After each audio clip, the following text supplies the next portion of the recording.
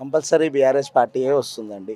ఎందుకంటే 22 నెలలుగా కాంగ్రెస్ ప్రభుత్వం ఏదైతే హామీలు ఇచ్చిందో 6 గ్యారెంటీలు 420 హామీలు వాళ్ళు ఇచ్చినవి ఏ ఒక్కటి కూడా ఇంప్లిమెంటేషన్ అవుతలేదు.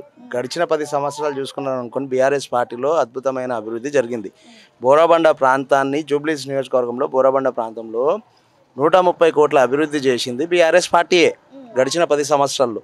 దాన్ని బట్టి మనం అర్థం చేసుకోవాలి. సంక్షేమానికి సంబంధించి ఒక పేదవాడికి నిరుపేదకు ఏవి చూసుకున్నా కూడా కార్యక్రమాలు చూసుకున్నా బీఆర్ఎస్ చేసినట్టుగా కాంగ్రెస్ చేయలేదు. ఎందుకంటే గతంలో వాళ్ళు సుమారుగా 7 దశాబ్దాలు వాళ్ళే పరిపాలించారు.